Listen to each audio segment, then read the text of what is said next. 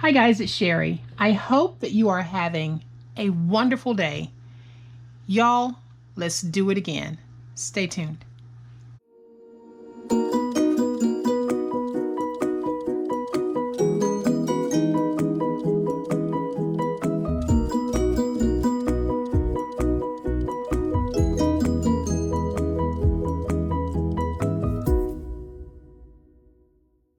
So we are still doing some fun Christmas in July crafting. And I know I get a lot of questions, especially from people outside of the US.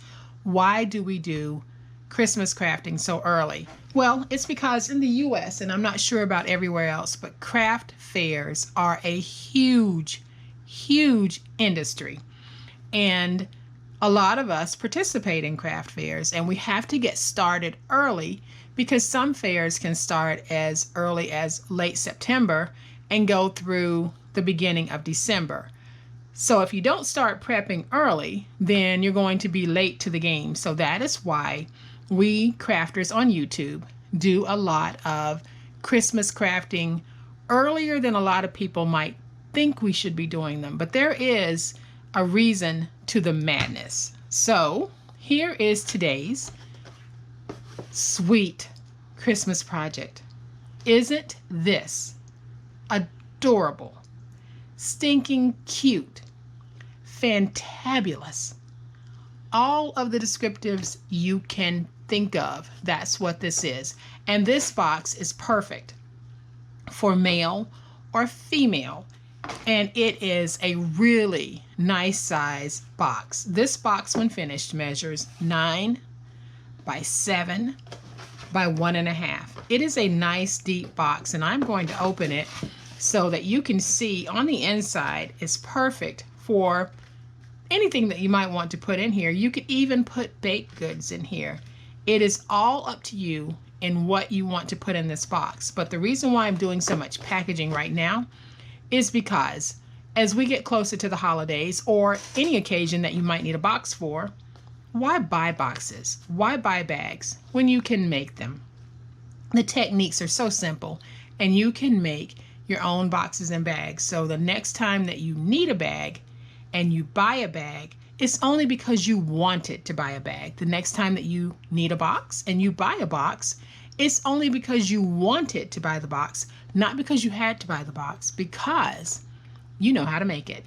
And that's exactly what we're going to do today. We are going to make this beautiful, beautiful box. So to make our box, we need 2 pieces that measure 12 by 9. I am using a very sturdy cardstock because I'm not going to reinforce this with any chipboard. So my recommendation is, if you're not using a heavyweight cardstock, then what I would do on my box, if you don't want to line it with chipboard, take an extra piece of your cardstock and just place it in the bottom. And you might want to place it along the sides as well, just to give you some extra stability. But if you start out with a heavyweight cardstock, then your box will be just as sturdy as any box that might be given to you by a store or a box that you might go in and buy. So we're starting with 2 pieces of 12 by 9 heavyweight cardstock, and the scoring for this will be the same on both pieces. So we are going to score at 1.5 on all 4 sides.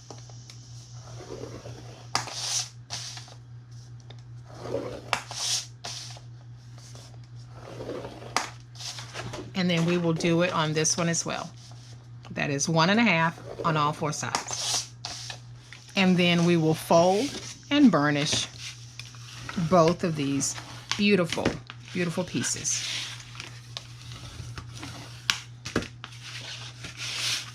And I get a lot of questions about where do I find my papers. Guys, I find my papers all over. Before coronavirus, I would actually look up craft and scrapbook stores in my area, and then I'd make a day trip. My sister and I would take a road trip, and we would go visit those stores. Every time that I go visit my daughter, no matter which state she happened to be living in, she would always find scrapbook stores for me, and she and I would take road trips to go find some of those beautiful, beautiful papers. So for me, it's all about looking on the internet, getting in the car, finding places, and making a day trip of it sometimes. I am not opposed to going 100 miles if that store has great online ratings to go see what types of papers they have. And then when I'm shopping online and I see some papers that catch my eye, I'll purchase 1 or 2 pieces of those papers just to make sure it's something that I'm interested in.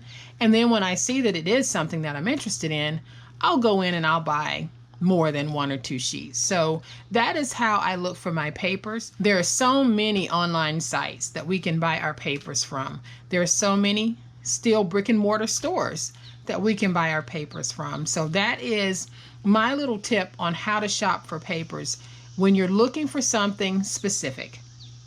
Type in what it is you're looking for. If you're looking for red and white polka dots, type that in your Google search bar, red and white 12 by 12 polka dotted paper. If you're looking for Christmas plaids, type in 12 by 12 Christmas plaid cardstock, and you'll get a whole variety of those. So just get creative in how it is you happen to be searching for your papers. All right, guys, so once we have both sheets folded and burnished on the score marks, we are going to need to do some cutting on one piece. So on one of your pieces, it doesn't matter which one, remove 2 of the corner pieces on the 12-inch side. So I am going to go ahead and use my finger blade, and we are going to remove these.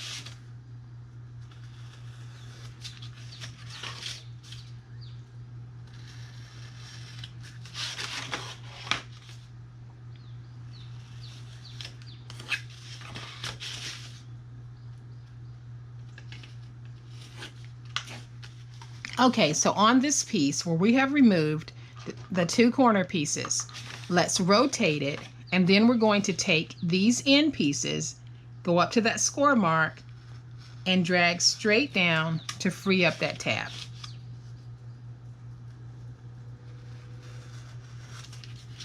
And now we can take this piece and set it to the side. So then we're going to bring in our second piece. We're not going to remove these. This time what we're going to do on this end, we are simply going to cut out in this direction. So we're just going to release the tab in this direction. And we'll do the same thing over here. So go to that score mark on the 12-inch side and release your 2 tabs. Then we're going to rotate this, and we're going to do the same thing. So let's release those tabs.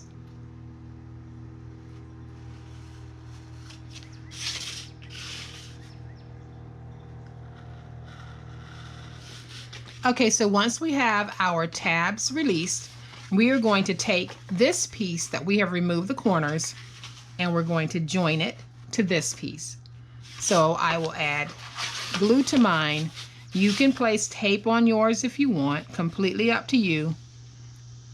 If you have a very strong glue stick, you can use that, but just make sure that it is a strong glue stick and not one that would basically be used by children, because that might come apart. So now I'm going to take this, and I'll try to make sure you guys can see me. I am going to place this in here. I'm just matching up. And then when I think I have it nice and straight, and I can see that I don't, so I am going to lift up, and now I can tell that I'm getting it straight, because you know what? My diamonds are pretty much aligned. So there, I've got that down. I'll use my spatula just to get a nice stick on this.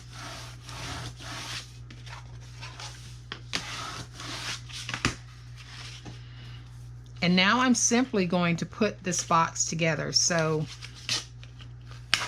I'm going to make sure my edges are nice and creased. And then I'll take my glue, place my glue on my tabs. And then I'll bring this piece up. I'm trying to do this while I'm in camera. I'll bring that piece up, and you want to make sure that your ends are nice and crisp. And then we're going to bring this side up and do the same thing. So you want to make sure that when you join these, that your ends are nice and crisp like that. So now that I have my ends nice and crisp, I am just going to go on the inside with my bone folder. And this is a big box, so it's taking up more room than my camera normally deals with. And I'm going to get that stuck down. Now on this side, I wanted to show you that we have a little bit of overhang, and that's okay because it's easy to fix. All I'm going to do is take my scissors and trim it even, and you'll never know that I trimmed it. So now we have this piece and this piece. We're going to save this piece for last. Okay, so let's come down to this end and put this part together using that same process. Adding my glue.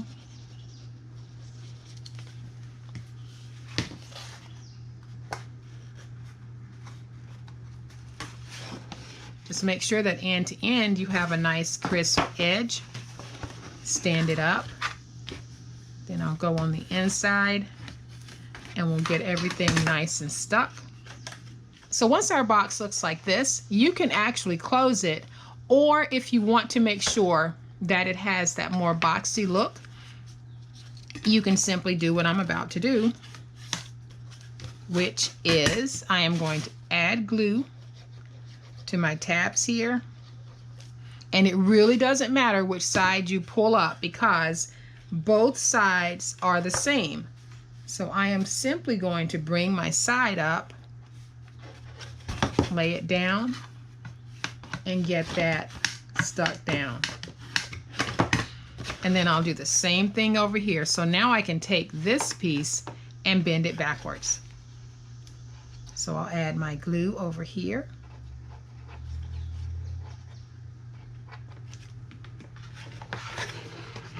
And I am going to just take it, match it right there, lay this down,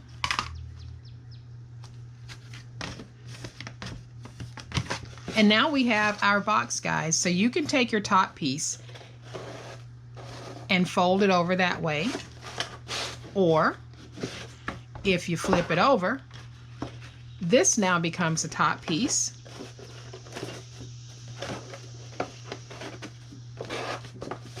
And you can fold it over that way. So either way, you now have a box that has an attached lid that folds over completely. So now what I'm going to do is I am going to decorate this little cutie. And I have these awesome cut aparts. And I am going to find one that I like. And this one is jumping out at me. And it says, "This is exactly what you didn't know you always wanted. You're welcome." So I am just going to take a piece of scrap, put it on the back just to give myself a little decorative piece. And that scrap is 1/2 inch by 6.